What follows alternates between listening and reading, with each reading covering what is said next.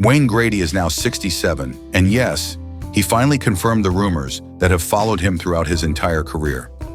A respected golfer with just 2 PGA Tour wins, Grady shocked the world in 1990 with his PGA Championship triumph. But behind that major victory was a career full of missed chances, frustration, and constant doubt. So what were these rumors he finally addressed after all these years?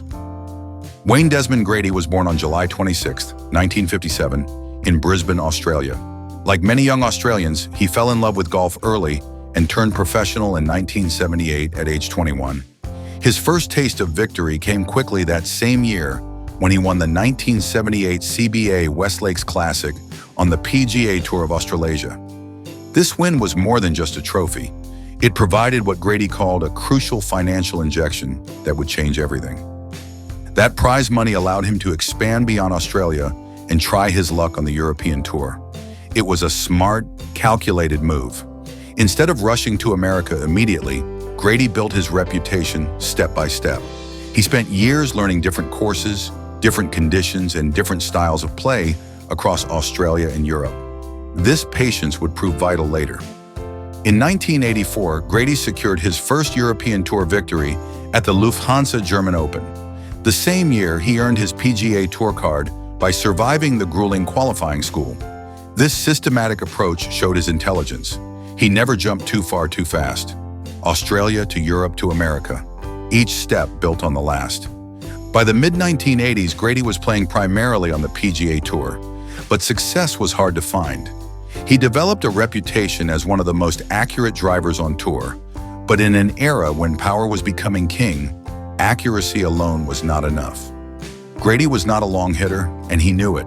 His strategy was simple: hit it straight and avoid trouble. This approach led to consistent play, but rarely to victories. What it did lead to was an incredible number of close calls. Before his major championship breakthrough, Wayne Grady had finished second an astounding 29 times in his professional career, 29 runner-up finishes. Each one was another reminder of what could have been. Grady himself understood the cruel math of professional golf better than anyone. He once said, "You finish second so many times and don't get any recognition for it, but you win something and it's changed completely." Those words carried the weight of years of frustration, of knowing he was good enough to compete, but never quite good enough to win when it mattered most. The golf world began to whisper about Grady. Some said he lacked the killer instinct. Others suggested he choked under pressure. The rumors grew louder with each near miss. Maybe he was just destined to be a bridesmaid, never the bride. Maybe some players were meant to come close but never cross the line. The 1989 Open Championship seemed to confirm these doubts. Grady found himself in a playoff with Greg Norman and Mark Calcavecchia after all three finished tied for the lead.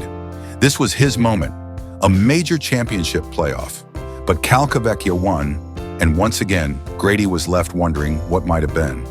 Another major championship slipped away.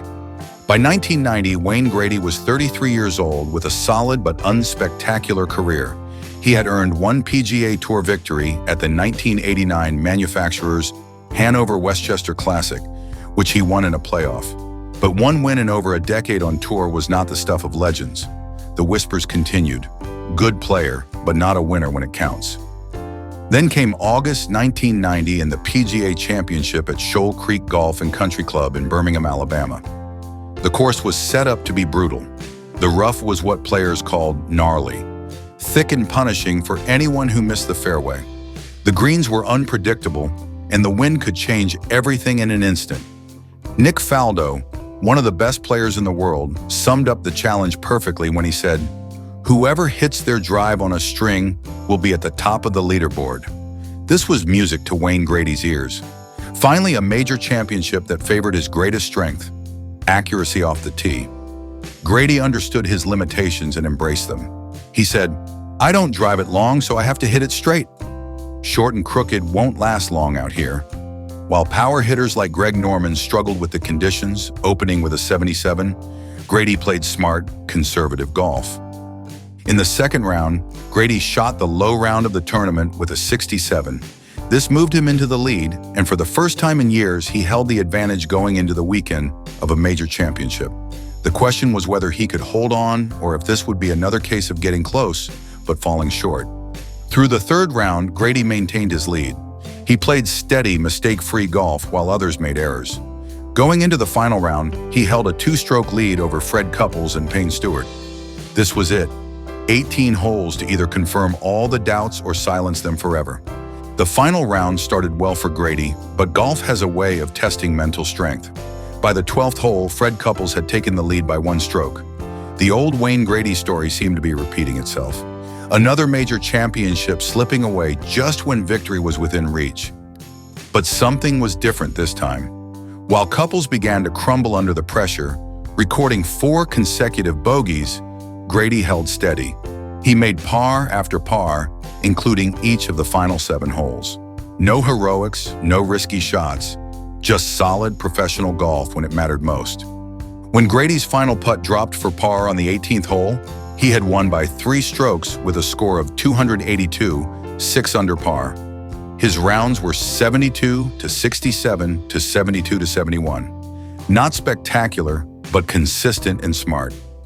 After 29 career runner-up finishes, Wayne Grady was finally a major champion. The victory was more than just a tournament win. It was vindication for everything Grady believed about his approach to golf. He had proved that in the right conditions, accuracy and course management could triumph over raw power. His patient, methodical style had finally been rewarded on golf's biggest stage. Years later, Grady would confirm what many had suspected about those difficult years before his major victory.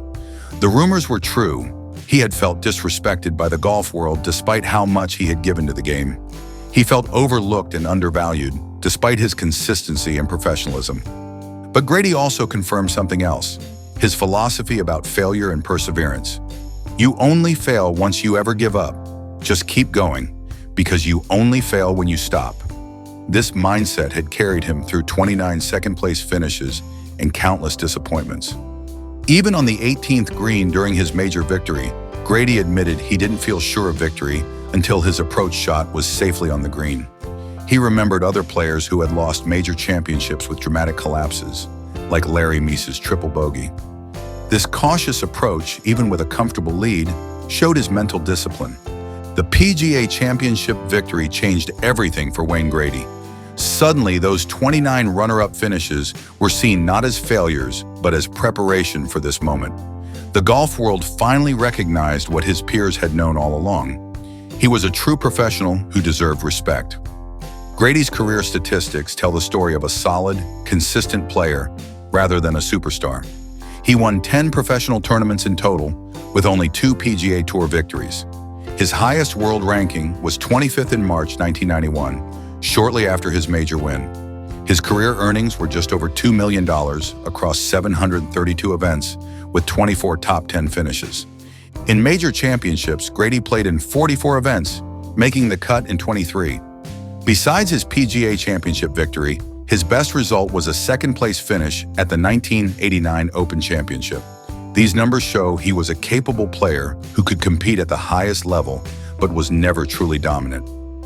After retiring from competitive golf, Grady remained deeply involved in the sport.